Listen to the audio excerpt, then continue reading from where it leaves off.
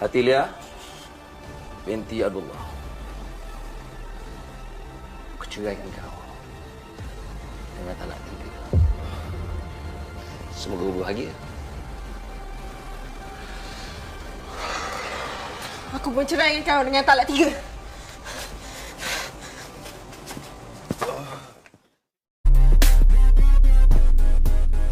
Saksi masa kejadian ni.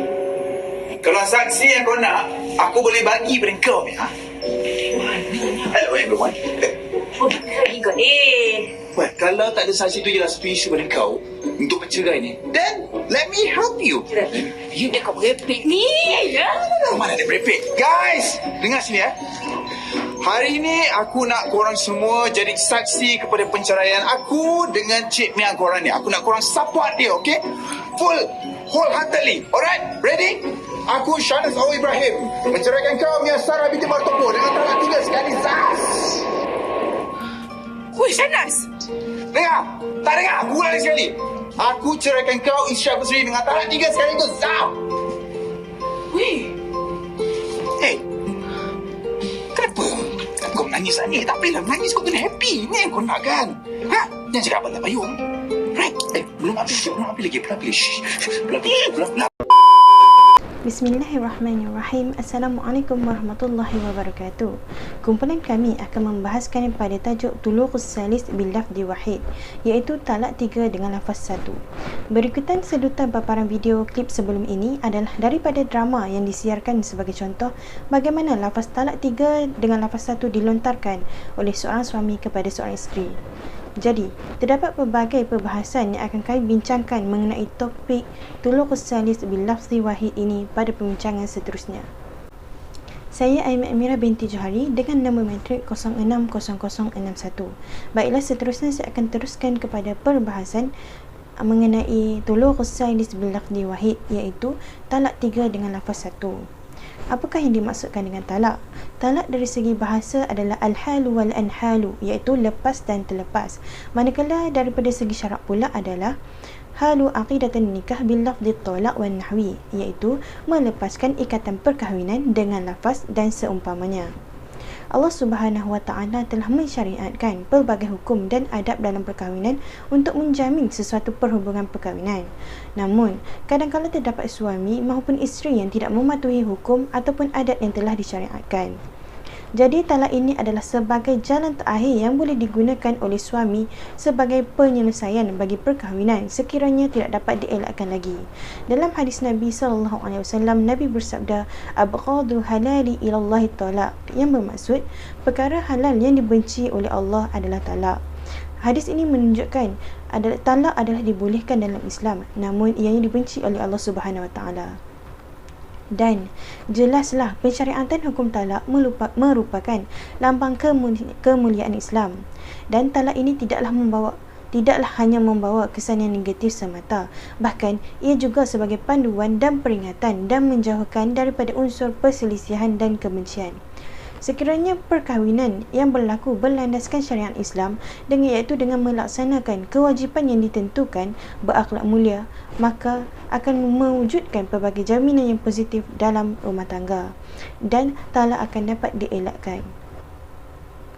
Seterusnya saya akan teruskan kepada mahalul ittifaqul ulama dalam membahaskan mengenai Tuluqus Salis bil lafzi wahid, iaitu tempat kesepakatan ulama dalam menentukan talak 3 dengan lafaz 1 ini. Terdapat 3 tempat kesepakatan ulama dalam hal ini. Yang pertama adalah ulama bersepakat tentang perharaman talak bid'ah yang mana ianya bertentangan dengan sunnah, iaitu pada talak perempuan yang haid dan talak 3 dalam satu masa. Yang kedua adalah ulama bersepakat sekiranya talak bid'ah itu berlaku, tetap orang yang menjatuhkan talak itu ataupun orang yang menceraikan itu berdosa dalam hal ini, sebabnya ianya bertentangan dengan sunnah dalam bab penceraian. Dan manakala yang ketiga adalah sekiranya berlaku talak dengan lafaz yang jelas seperti kamu diceraikan, yang mana talak itu terus akan berlaku sebaik saja perkataan tersebut diungkapkan. Seterusnya sahabat saya akan meneruskan kepada tempat perselisihan ulama dalam membahaskan mengenai Tuluqus Salis bil lafzi wahid ini. Hak talak adalah milik suami pada asalnya dan suami berhak menceraikan isterinya sebanyak 3 kali. 2 daripadanya boleh dirujuk, manakala yang ketiga tidak boleh dirujuk melainkan dengan beberapa syarat tertentu. Jadi berbalik pada tajuk perbahasan kita, iaitu tuluqus salis bilafzi wahid, iaitu talak 3 dengan lafaz 1. Apakah hukum talak 3 dengan lafaz 1? Adakah dibolehkan? Dan berapakah bilangan talak yang jatuh sekiranya dilafazkan talak dengan lafaz 1? Baiklah, penceraian dalam Islam adalah sah bagi menghapuskan kerosakan akibat ketidakmungkinan dalam meneruskan perkahwinan. Bahkan, talak yang tidak mengikut cara yang sebaiknya tidak bermakna talak itu tidak jatuh. Bahkan, ia tetap akan jatuh dengan apa cara sekalipun selagi syarat-syarat talak terdapat kepada suami yang melafazkan. Dalam hal ini, sekiranya seorang melafazkan talak 3 dengan lafaz 1 dalam satu masa, sebagai contoh yang kita lihat pada klip drama sebelum ini, iaitu aku menceraikan engkau si fulan binti fulan dengan talak 3, maka jatuhlah talak itu dengan talak 3 sekaligus. Perbuatan ini tidaklah haram, tetapi ianya menyalahi sunnah Nabi SAW kerana ia tidak menepati cara yang sebaiknya. Assalamualaikum warahmatullahi wabarakatuh. Saya, Nur Atira binti Nur Azman, nombor matrik 060068. Baiklah, kita lihat kepada mahalul iktilaf fi talaqus salasu bilafzi wahid, iaitu tempat perbezaan dalam talak 3 dengan lafaz 1. Iza talaqa zawju zawjatuhu salasa waqa'a salasan wa anna talaqus salasu yaqa'u talaqah wahidah. Ulama berbeza pendapat di mana adakah talak 3 dengan lafaz 1 jatuh 3 talak ataupun hanya jatuh 1 talak sahaja. Yang seterusnya, annat talaku fi majlis wahidun talaku bid'i batil, iaitu perceraian dengan lafaz 1 dalam satu masa yang mana ada pendapat mengatakan bahawa ianya adalah tidak sah. Dan yang terakhir, perbezaan dilihat dari sudut fa in kanat al-mar'atu al-mutallaqah madkhulun biha waqa'a salasu wa allam yakun al-mar'atu madkhulun biha waqa'un wahid faqat. Jika wanita yang diceraikan itu telah disetubuhi, maka akan jatuh talak 3, dan jika belum disetubuhi, hanya jatuh talak 1 sahaja. Seterusnya, kita lihat pula sababul khilaf fi hukmit talaqus salasu bilafzi wahid, iaitu sebab berlakunya perselisihan pendapat tentang hukum talak 3. Asy-Syafi'i mengatakan bahawa terdapat satu hadis yang berkaitan dengan talak 3, yang mana pada suatu hari Al-Ajlani telah menceraikan isterinya dengan talak 3 dan perceraian itu dipersetujui oleh Rasulullah SAW. Asy-Syafi'i berpendapat sekiranya talak 3 itu adalah bid'ah, sudah pasti Rasulullah SAW tidak menyetujui perbuatan Al-Ajlani tersebut. Manakala Imam Malik pula berpendapat sekiranya orang yang menceraikan itu melafazkan ketiga-tiganya, maka talak tersebut berlaku pada tempat yang salah, namun ianya bukanlah sunnah mahupun bid'ah.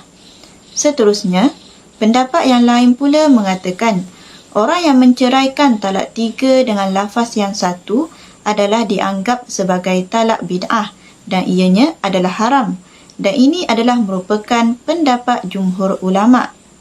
Disebabkan itu, berlakunya perselisihan pendapat mengenai lafaz talak 3 dan setiap ulama' mempunyai pendapatnya yang tersendiri dalam perkara ini, yang mana secara tepatnya akan dibahaskan selepas ini. Assalamualaikum warahmatullahi wabarakatuh. Nama saya Nur Farah Izana binti Zakaria, nombor matrik 058990. InsyaAllah seterusnya saya akan mengemukakan pandangan para fuqaha beserta dalil-dalil yang digunakan oleh mereka sebagai hujah dalam isu talak 3 sekali lafaz ini. Persoalannya di sini, adakah talak 3 yang diucapkan dengan sekali lafaz tersebut akan dihukumkan jatuh talak 3 atau sebaliknya? Baiklah, yang pertama daripada pandangan Imam Abu Hanifah, Imam Malik, Imam Syafi'i dan juga Imam Ahmad. Dari sini kita dapat tahu bahawa pandangan ini merupakan pandangan jumhur ulama' 4 mazhab. Okey, apabila seseorang suami itu melafazkan lafaz talak 3 sekaligus pada isterinya, ulama empat mazhab ini berpandangan dan menetapkan bahawa talak itu telah berlaku 3 kali dan orang yang diceraikan itu, yakni isteri, tersebut wajib atas apa yang dilafazkan oleh suaminya dan isterinya tidak halal baginya sehingga dia berkahwin dengan suami yang lain.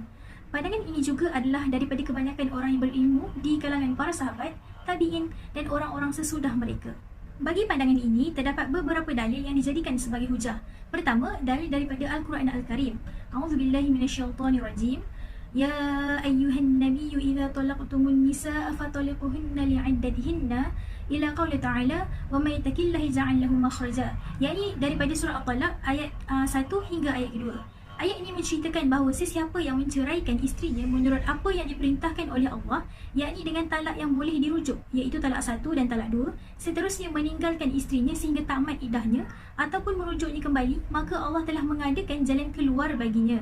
Maka dapat difahami daripada ayat ini bahawa sesiapa yang menceraikan isterinya selain daripada apa yang diperintahkan oleh Allah, iaitu dengan talak yang tidak boleh dirujuk, maka Allah tidak menjadikan baginya kelapangan dan jalan keluar. Seperti yang kita sedia maklum, talak yang tidak boleh dirujuk adalah talak 3. Jadi apabila seseorang suami itu menceraikan isterinya dengan talak 3, maka jatuh talak 3 lah bagi isterinya. Ini adalah berdasarkan ayat di atas, yakni Allah tidak menjadikan baginya kelapangan dan jalan keluar. Maka talak tersebut tidak boleh jadi talak 1 ataupun talak 2. Baiklah, yang kedua pula dalil daripada As-Sunnah. Okey, terdapat sebuah hadis daripada Al-Bukhari yang dikeluarkan daripada Sahih bin Al-Sa'adi dalam kisah li'an Uwaimir Al-Ajlani dan isterinya. Apabila mereka telah selesai li'an, Uwaimir berkata, "Aku melaknatnya, wahai Rasulullah, jika aku menangkapnya lalu dia menceraikannya 3 kali sebelum Rasul memerintahkannya, maka tahun itu adalah tahun para laknat." Dan dalam riwayat Imam Ahmad, dia berkata, "Hiya at-talaq, wa hiya at-talaq, wa hiya at-talaq." Maka jelaslah maksudnya adalah talak 3. Wajah istidlalnya adalah apabila Uwaimir mengucapkan talak 3 tersebut dengan satu lafaz. Nabi tidak menafikannya dan hanya diam, di mana ia seolah-olah menunjukkan keperluan dan merupakan satu kenyataan. Seterusnya, kita pergi pula kepada dalil ataupun hujah yang ketiga, yakni Al-Ijma'. Majoriti ulama' menyimpulkan kata sepakat daripada para sahabat tentang jatuhnya talak 3 sekaligus ini. Imam At-Tahawi berkata dalam pembelaannya terhadap pendapat majoriti fuqaha dan pembicaraannya tentang perbuatan Sayyidina Umar yang mewajibkan ketiga-tiganya sebagaimana yang ditetapkan. Sayyidina Umar radhiyallahu anhu berkata kepada semua orang, termasuk para sahabat Rasulullah SAW, yakni mereka yang mengetahui apa yang mendahuluinya pada zaman Rasulullah. Pada ketika itu, tidak ada seorang pun daripada mereka yang membantahnya berkenaan apa yang telah berlaku sebelum itu dan tidak ada motif yang mendorongnya. Maka, apabila perbuatan para sahabat Rasulullah SAW itu adalah suatu perbuatan yang dengannya hujah itu wajib, maka bersepakat mereka dengan ucapan dalil itu adalah wajib. Oleh itu, ijma' bersepakat mengatakan talak 3 yang dilafazkan sekaligus itu telah sabit jatuh talak 3. Baiklah, seterusnya kita pergi pula kepada pandangan yang kedua. Pandangan ini adalah pandangan daripada Imam Tawus bin Kisan fi riwayah anhu wa Ishaq bin Rahawiyah wa Sa'id bin Jabir fi riwayah anhu wa Atha wa Amru bin Dinar. Di sini, para sahabat membezakan antara madkhul wa ghairu madkhul. Maksudnya di sini bersetubuh dan belum bersetubuh. Sekiranya madkhul, maka talak 3 yang dilafazkan sekaligus itu sabit jatuh talak 3. Manakala sekiranya belum dukhul, maka jatuh talak 1 sahaja. Baiklah, terdapat hujah bagi menyokong pandangan ini di mana ianya akan disebutkan oleh rakan saya selepas ini. Itu sahaja daripada saya. Terima kasih. Bismillahirrahmanirrahim. Nama saya Nur Naziha binti Muhammad Salwi, nombor matrik 059650. Sekarang saya akan sambung menerangkan adillah bagi pandangan yang kedua, iaitu mengenai berlakunya talak 3 dalam akad nikah adalah sama dengan dalil bagi mereka yang mengatakan bahawa berlakunya talak 3 itu.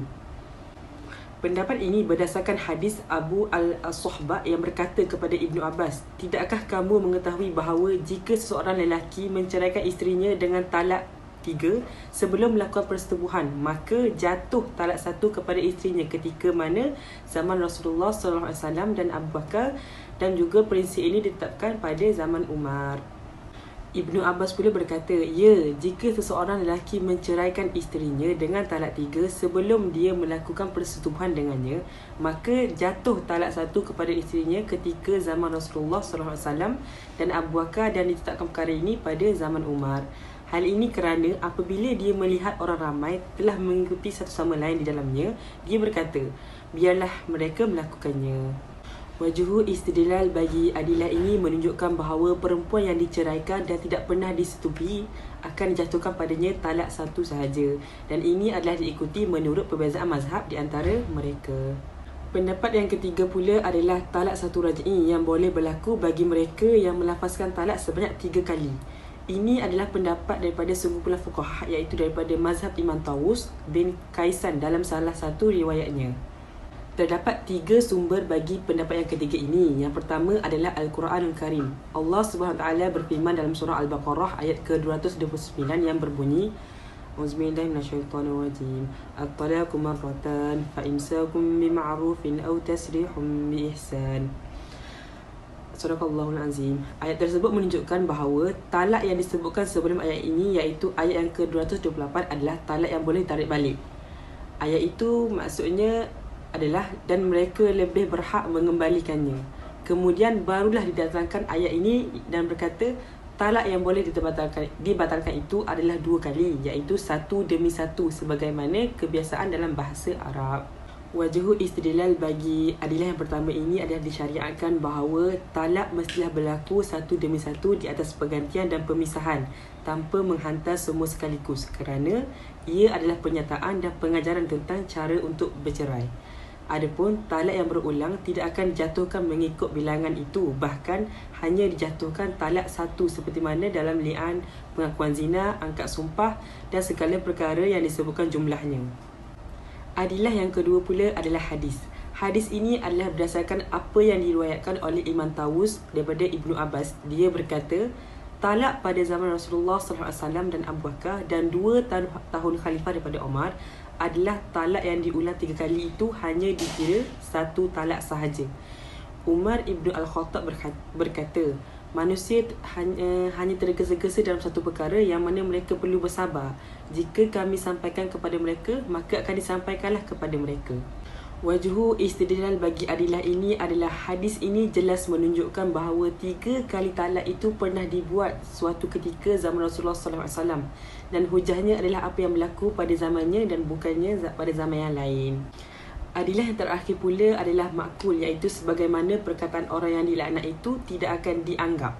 Contohnya, saya bersaksi kepada Allah 4 kesaksian dengan satu lafaz begini dan begini.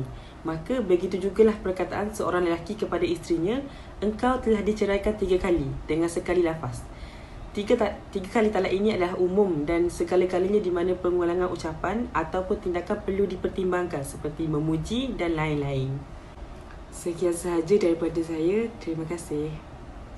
Assalamualaikum warahmatullahi wabarakatuh. Nama Umairah binti Sahamdin, nombor matrik 059552. Seterusnya, saya akan membentangkan pendapat yang keempat tentang tajuk kami pada hari ini, iaitu talak 3 dengan sekali lafaz, adakah ia jatuh ataupun tidak.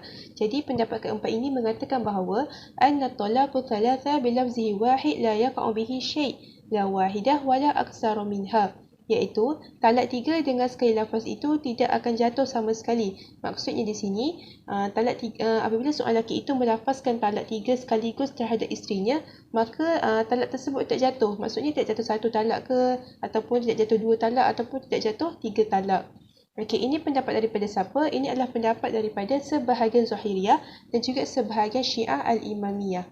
Seterusnya adalah adillah, iaitu dalil-dalil yang diambil daripada pendapat yang keempat tadi, iaitu yang pertama daripada Al-Quranul Karim, surah Al-Baqarah ayat 229, A'udzubillahi minasyaitonirrajim, At-talaqu marratain fa imsaku bima'rufin aw tasrihum biihsan, yang bermaksud talak yang boleh dirujuk itu adalah 2 kali. Maka sesudah itu bolehlah kamu memegang isteri kamu dengan cara yang sepatutnya dan melepaskannya dengan cara yang baik. وهذا يدل على أن الطلاق مرتين والثالثة فإمساك بمعروف أو تسريح بإحسان. Dan ayat ini menunjukkan bahawa talak itu 2 kali, dan yang ketiganya itu daripada ayat فإمساك بمعروف أو تسريح بإحسان. ومن طلق ثلاثا في كلمة فلا يلزم إذا هو غير مذكور في القرآن. Dan barang siapa yang mentolakkan 3 dengan sekali lafaz, maka itu tidak wajib jika ia tidak disebut di dalam Al-Quran. Seterusnya adalah daripada dalil as-sunnah. Istadallu min as-sunnah bihadisin Aisyah qalat qala Rasulullah sallallahu alaihi wasallam man ahdasa fi amrina ma laysa minhu fahuwa raddun, iaitu daripada hadis Aisyah radhiyallahu anha, Rasulullah SAW berkata, barang siapa yang mengada-ada dalam urusan kami ini yang bukan bahagian kami, maka ia adalah tertolak. Wajhul istidlal dekat sini adalah anna iqa'u salasa bid'ah muharramah wal bid'ah mardudah ala sahibiha lianna hadha talaku alaihi amru Rasul sallallahu alaihi wasallam wa idza kana kadzalika fala yaqa'u. Jadi pendapat yang keempat ini mengatakan bahawa talak 3 ini merupakan bid'ah yang diharamkan dan juga bid'ah yang tertolak, kerana talak ini adalah perintah daripada Rasul sallallahu alaihi wasallam, dan jika ia mengatakan juga maka talak tersebut tidak jatuh. Assalamualaikum warahmatullahi wabarakatuh. Nama Sumayyah binti Ahmad Kamal, nombor matrik 061801. Jadi kita masuk kepada munaqasyah warudud. Untuk qaulul awal, jumhur ulama yang menyatakan bahawa talak 3 dalam satu lafaz jatuh 3. Jadi ulama datangkan dalil daripada Al-Quran, hadis dan ijma'. Dalil Al-Quran yang didatangkan oleh ulama ialah ayat pertama daripada surah At-Talaq yang bermaksud, wahai Nabi, jika engkau atau salah seorang daripada umatmu ingin mentolak isterinya, maka hendaklah dia mentolaknya pada awal iddahnya. Jadi Imam Nawawi ni dia mentakkidkan ayat ini dengan berkata, suami yang tidak ambil berat tentang perkiraan iddah isterinya, kemudian dia mentolak isterinya dengan talak 3, maka si suami akan rasa menyesal lah, sebab tak dibaiki dah hubungan suami isteri ni, kerana di situ telah jatuh talak 3 atau kita sebut sebagai talak bain. Dan kalau dah jatuh talak 3 sekalipun, talak tetap jatuh, tetapi ianya talak rajai, yang mana suami boleh rujuk semula isterinya. Kemudian, dalil ini dijawab oleh sebahagian ulama dengan menyatakan bahawa ayat ini tidak boleh diterima, iaitu tidak boleh dijadikan hujah. Lalu, ulama datangkan hadis tentang Rukanah, yang mana Rukanah mentolak isterinya tanpa menyebut bilangan talak. Rukanah hanya menyebut, aku ceraikan kau. Kemudian Rukanah rujuk kepada Nabi, dia tanya, macam mana dia nak rujuk semula isterinya? Jadi Nabi tanya, demi Allah, engkau tidak memaksudkannya, melainkan satu talak sahaja? Rukanah pun menjawab, demi Allah, aku tidak memaksudkannya, melainkan satu talak sahaja. Maka Rasulullah SAW pun menjadikannya jatuh satu talak sahaja. Lalu Rukanah pun rujuk semula isterinya. Seterusnya, dalil yang kedua ialah daripada hadis yang mana kisah li'an antara Uwaimir dan isterinya. Jadi ada tentanganlah daripada sebahagian ulama tentang hadis ni. Mereka berkata perpisahan antara Uwaimir dan isterinya ni adalah selepas berlakunya akad sumpah li'an. Maksudnya sini, macam kita tahu, li'an ni bila mana si suami menuduh isterinya berzina dengan orang lain. Kemudian suami tidak boleh datangkan 4 orang saksi untuk membuktikan bahawa isterinya bersalah. Lalu kedua-duanya angkat sumpah. Maka suami isteri ni dikira sudah bercerai lah secara automatik untuk selama-lamanya. Begitu juga dengan kisah Uwaimir ni. Dia dikira sudah bercerai dengan isterinya selepas sumpah li'an. Jadi tolak yang disebut oleh Uwaimir selepas pada sumpah li'an tu sia-sia sahaja, tidak memberi apa-apa kesan, macam dia telah ajnabi. Jadi tidak salah kalau ulama menggunakan hadis ni sebagai dalil, sebab Uwaimir bercerai dengan isterinya sebab sumpah li'an, bukan sebab dia lafaz talak 3. Lalu jumhur membalas dengan berkata, ulama pun sebenarnya khilaf tentang perpisahan Uwaimir ni, sama ada dia bercerai sebab sumpah li'an atau sebab lafaz talak yang disebut Uwaimir tu. Dan tak ada dalil pun yang menunjukkan bahawa perceraian antara Uwaimir dan isterinya itu adalah disebabkan sumpah li'an. Yang terakhir, dalil daripada ijma', iaitu pada zaman Umar radhiyallahu anhu, yang mana Umar memutuskan bahawa hukum bagi talak 3 dalam satu lafaz adalah jatuh 3. Walaupun keputusan Umar ni tidak dipertikaikan oleh mana-mana sahabat, sebenarnya ada je sahabat yang mempertikaikan keputusan Umar ni dan menyebabkan keputusan Umar ni sebagai ijma' sukuti. Jadi sebahagian ulama ni yang tidak menyokong keputusan Umar ni mereka berhujahkan hadis daripada Ibnu Abbas yang diriwayatkan oleh Imam Muslim. Hadisnya bermaksud talak yang berlaku pada zaman Rasulullah SAW, Abu Bakar dan 2 tahun pertama pemerintahan Umar adalah dikira satu sahaja. Lalu Umar berkata, sesungguhnya orang ramai tergesa-gesa dalam urusan talak, sedangkan mereka sepatutnya berhati-hati. Jika kami tetapkan ketentuan hukum ke atas mereka, maka kami akan tetapkan ke atas mereka. Jadi, hadis Ibnu Abbas ni membuktikan bahawa dalil yang diberikan oleh jumhur ni bukanlah satu hukum, tapi ianya adalah masalah khilaf. Mereka juga berkata bahawa Umar itu seorang sahabat dan juga mujtahid, yang mana mungkin ijtihadnya betul dan mungkin juga tidak betul, tapi beliau tetap mendapat pahala. Tetapi yang lebih utama ialah kita ikut apa yang Rasulullah SAW melakukan, iaitu jatuh satu talak sahaja. Assalamualaikum warahmatullahi wabarakatuh. Baiklah, saya sambung pembentangan seterusnya. Saya diberi nama Ainajwa binti Muhammad Suhani, nombor bateri 061490. Okey, di sini saya sambung perbahasan yang kedua, iaitu qaulus tsani. Pembentangan sebelum ini telah menerangkan sedikit sebanyak tentang khilaf ulama yang kedua, yang mana para sahabatnya membezakan antara yang disempurnakan dan yang tidak disempurnakan. Dan mereka melihat bahawa 3 talak dengan satu lafaz jatuh 3 pada yang disempurnakan dan jatuh 1 pada yang tidak disempurnakan. Dan ini diambil dari riwayat Imam Tawus bin Kisan seperti mana yang telah diterangkan kawan saya sebelum ini. Okey, baik. Saya kecewa dengan kesimpulan hadis ini bahawa sekatan sebelum penyempurnaan tidak bercanggah dengan kesahihan riwayat sahih yang lain ke atas wanita yang diceraikan selepas penyempurnaan, dan tujuan riwayat ini adalah bahawa setengah individu dari maksud yang sahih. Riwayat yang disebutkan dalam bab telah dimasukkan ke dalam teks dan ini tidak memerlukan perkhususan dalam beberapa yang disebutkan dalam teks. Assalamualaikum warahmatullahi wabarakatuh. Nama Sumayyah binti Ahmad Kamal, nombor matrik 061801. Jadi kita masuk kepada munaqasyah warudud. Untuk qaulul awal, jumhur ulama yang menyatakan bahawa talak 3 dalam satu lafaz jatuh 3. Jadi ulama datangkan dalil daripada Al-Quran, hadis dan ijma'. Dalil Al-Quran yang didatangkan oleh ulama ialah ayat pertama daripada surah At-Talaq yang bermaksud, wahai Nabi, jika engkau atau salah seorang daripada umatmu ingin mentalak isterinya, maka hendaklah dia mentalaknya pada awal iddahnya. Jadi Imam Nawawi ni dia mentakkidkan ayat ini dengan berkata, suami yang tidak ambil berat tentang perkiraan iddah isterinya, kemudian dia mentalak isterinya dengan talak 3, maka si suami akan rasa menyesal lah, sebab tak dibaiki dah hubungan suami isteri ni, kerana di situ telah jatuh talak 3 atau kita sebut sebagai talak bain.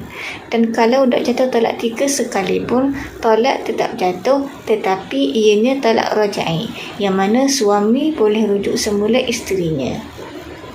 Kemudian, dalil ini dijawab oleh sebahagian ulama dengan menyatakan bahawa ayat ini tidak boleh diterima, iaitu tidak boleh dijadikan hujah. Lalu, ulama datangkan hadis tentang Rukanah, yang mana Rukanah mentalak isterinya tanpa menyebut bilangan talak. Rukanah hanya menyebut, aku ceraikan kau. Kemudian Rukanah rujuk kepada Nabi, dia tanya, macam mana dia nak rujuk semula isterinya? Jadi Nabi tanya, demi Allah, engkau tidak memaksudkannya, melainkan satu talak sahaja? Rukanah pun menjawab, demi Allah, aku tidak memaksudkannya, melainkan satu talak sahaja. Maka Rasulullah SAW pun menjadikannya jatuh satu talak sahaja. Lalu Rukanah pun rujuk semula isterinya. Seterusnya, dalil yang kedua ialah daripada hadis yang mana kisah li'an antara Uwainir dan isterinya. Jadi ada tentanganlah daripada sebahagian ulama tentang hadis ni. Mereka berkata perpisahan antara Uwainir dan isterinya ni adalah selepas berlakunya akad sumpah li'an. Maksudnya sini, macam kita tahu, li'an ni bila mana si suami menuduh isterinya berzina dengan orang lain.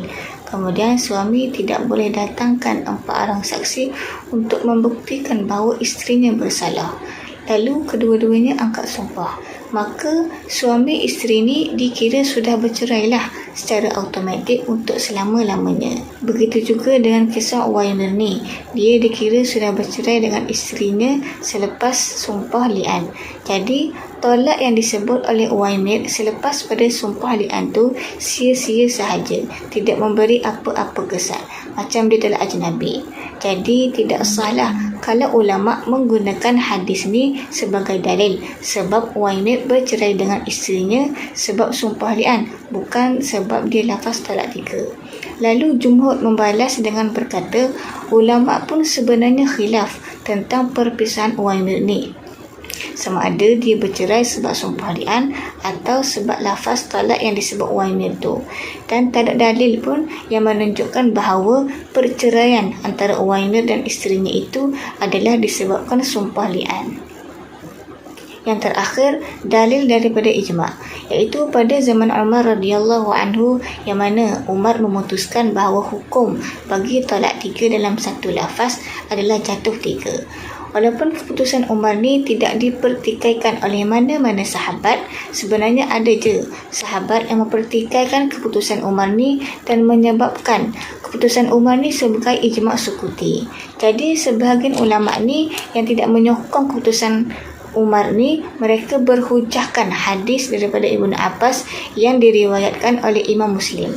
Hadisnya bermaksud talak yang berlaku pada zaman Rasulullah SAW, Abu Bakar dan 2 tahun pertama pemerintahan Umar adalah dikira satu sahaja. Lalu Umar berkata, sesungguhnya orang ramai tergesa-gesa dalam urusan talak, sedangkan mereka sepatutnya berhati-hati. Jika kami tetapkan ketentuan hukum ke atas mereka, maka kami akan tetapkan ke atas mereka. Jadi, hadis Ibnu Abbas ni membuktikan bahawa dalil yang diberikan oleh jumhur ni bukanlah satu hukum, tapi ianya adalah masalah khilaf. Mereka juga berkata bahawa Umar itu seorang sahabat dan juga mujtahid, yang mana mungkin ijtihadnya betul dan mungkin juga tidak betul, tapi beliau tetap mendapat pahala. Tetapi yang lebih utama ialah kita ikut apa yang Rasulullah SAW lakukan, iaitu jatuh satu talak sahaja. Dalam qaul salis ini ada 3 dalil yang digunakan. Pertama Al-Quran, yang kedua As-Sunnah dan yang ketiga Maqul. Dalil yang pertama ialah Al-Quran daripada surah Al-Baqarah ayat 229. Dalam ayat ini menunjukkan talak itu sah dan dibolehkan kerana ia tak mengandungi petunjuk yang berlakunya talak itu, dan talak tu dia tak akan jatuh kalau tak berlakunya perpisahan. Maka kita kembali semula kepada hadis bahawa bilangan talak yang dilafaz itu tetap dikira sebagai 3. Yang kedua ialah As-Sunnah, iaitu hadis berdasarkan dalil yang diriwayatkan oleh Ibn Tawus tentang jatuhnya talak pada zaman Nabi dan zaman Umar itu ada keraguan dari segi sanad dan matan. Dari segi sanad, kadang-kadang ia diriwayatkan oleh Tawus daripada Ibnu Abbas dan kadang-kadang diriwayatkan oleh Tawus daripada Abi Sahbah daripada Ibnu Abbas dan kadang-kadang Abi Jawza daripada Ibnu Abbas. Manakala dari segi matan pula, hadis ini diriwayatkan dari Abi Sahbah bahawasanya si suami mentalakkan isterinya dengan talak 3 sebelum berlakunya dukhul, maka jatuh talak 1. Dan kadang-kadang dalam matan yang lain pula, Abi Sahbah meriwayatkan apabila jatuh talak 3 pada zaman Rasulullah dan zaman Abu Bakar serta pada awal pemerintahan zaman Umar, ia dikira sebagai jatuhnya satu talak pada zaman itu. Sekadar itu sahaja perbincangan saya. Assalamualaikum warahmatullahi wabarakatuh. Baiklah, saya sambung satu kaul lagi, iaitu kaulur Rabi'. Kaul yang keempat, pembentangan sebelum ini telah menerangkan para sahabatnya percaya bahawa 3 talak dalam lafaznya adalah satu dan tidak ada yang jatuh ke dalamnya, tidak satu atau lebih daripada mereka. Di sini terdapat 2 dalil yang membahaskan berkaitan dengan ucapan tersebut. Yang pertama, dalil dari Al-Quran. Dan balasan kepada ayat ini ialah dia bercakap tentang perceraian sebelum turunnya larangan 3 dalam firman-Nya At-Talaqu marratan, iaitu talak 2 kali. Iaitu talak 2 kali yang boleh batal. Dengan kata lain, kita katakan talak yang disertai dengan tashabahu raja'ah, iaitu suami berhak talak isterinya hanya 2 kali sahaja. Tetapi jika diceraikannya 3 kali, maka tidak halal baginya selepas itu sehinggalah dia berkahwin dengan suami lain. Dan ada cara lain baginya yang dinisbahkan oleh Ibnu Katsir kepada Ibnu Mardawiyah, dan dia berkata, Abdullah bin Ahmad bin Abdul Rahim memberitahu kami, Ahmad bin Yahya memberitahu kami, Ubaidullah Jarir bin Jabalah memberitahu kami, Ibnu Abi Aisyah memberitahu kami, Hamad bin Salamah memberitahu kami dari Qatadah dari Anas bin Malik. Dia berkata, seorang lelaki datang kepada Nabi. Datangnya dia berkata, wahai Rasulullah, Allah menyebutkan at-talaqu marratan, yakni cerai 2 kali, maka di manakah yang ketiga? Wa fi hadza dhi'fu aidan, dan ini juga lemah. Oleh kerana itu, para ulama berselisih pendapat tentang 2 perkataan dalam ayat tersebut. Okey, baik. Dalil yang kedua dari sunnah, an Mahmud bin Labid qala anna rajulan talaqan imra'atahu thalathan baina yaday Rasulullah sallallahu alaihi wasallam, faqama an-nabi sallallahu alaihi wasallam maghdaban faqala atal'abuna bi kitabillahi wa ana baina azharakum. Dari Mahmud bin Labid, dia berkata, seorang lelaki menceraikan isterinya 3 kali di hadapan Rasulullah sallallahu alaihi wasallam. Dan kesimpulan ini dijawab oleh sebuah hadis. Ibnu Hajar berkata, Mahmud bin Labid dilahirkan pada zaman Nabi sallallahu alaihi wasallam dan tidak terbukti bahawa dia mendengar daripadanya. Dan jika sebahagian daripada mereka menyebutnya di kalangan para sahabat, maka ia adalah untuk dilihat. Dan Ahmad menterjemahkan untuknya dalam Musnad, dan dia mengeluarkan beberapa hadis untuknya yang tidak ada padanya, sesuatu yang dia jelaskan dengan pendengaran dan menghayati kesahihan hadis Mahmud. Maka tidak ada penyataan di dalamnya yang menyatakan bahawa ketiga-tiganya telah ditakdirkan untuknya, sambil menafikannya bahawa mereka digabungkan atau tidak. Okey, baiklah, terima kasih. Sambung kepada pembentang seterusnya. Seterusnya ialah al-tarjih, iaitu pendapat yang paling rajih lah antara keempat-empat mazhab yang telah kami bentangkan tadi. Jadi pendapat yang paling rajih ialah al-ra'yu rajih wa ra'yu jumhur al-qaul al-awwal min al-Hanafiyah wal Malikiyah wal Syafi'iyah wal Hanabilah. Jadi antara pendapat yang paling rajih daripada keempat-empat pendapat yang telah kami bentangkan tadi ialah pendapat daripada al-jumhur, iaitu al-qaul awal, itu adalah daripada Imam Hanafi, Imam Maliki, Imam Syafi'i dan juga Imam Hanbali. Pendapat daripada jumhur ini mengatakan bahawa inna talaqu thalatha bilafzi wahid yaqa'u salasa, iaitu talak 3 dengan sekali lafaz itu tetap jatuh dengan talak 3. Sebagai contoh, si suami mengatakan kepada isterinya, aku ceraikan kau dengan talak 3, maka jatuhlah talak 3 ke atas isterinya. Pendapat jumhur ini menerangkan lagi bahawa az-zawj allazi yatalaffazu bihadzal kalam yu'tabaru talaq zawjatihi bi thalathi tatliqat wa la yumkinuhu ar-ruju' ila zawjatihi as-sabiqah illa ba'da an tatazawwaju zawjatihi bi rajulin akhir fa ijma'u zawjatihi as-sabiqah wa zawjiha al-jadid. Jadi apabila seorang lelaki melafazkan talak 3 terhadap isterinya, maka tidak bolehlah bagi suaminya itu untuk rujuk kembali kepada isterinya kecuali isterinya itu berkahwin dengan lelaki lain dan dia telah melakukan jima' dengan lelaki tersebut. Jadi at-talaqu thumma ya'udu az-zawj al-awwal yatazawwajuha bi'aqli jadid wa mahar ba'da an tantahil zawjah min 'iddatiha. Dan setelah dia melakukan persetubuhan, kemudian dia bercerai dengan lelaki barunya itu, maka barulah lelaki yang pertama tadi untuk boleh berkahwin semula dengan bekas isterinya yang lama lah, tetapi dengan akad dan juga mahar yang baru selepas tamatnya tempoh iddah perempuan tersebut. Itu sahaja daripada kami. Syukran.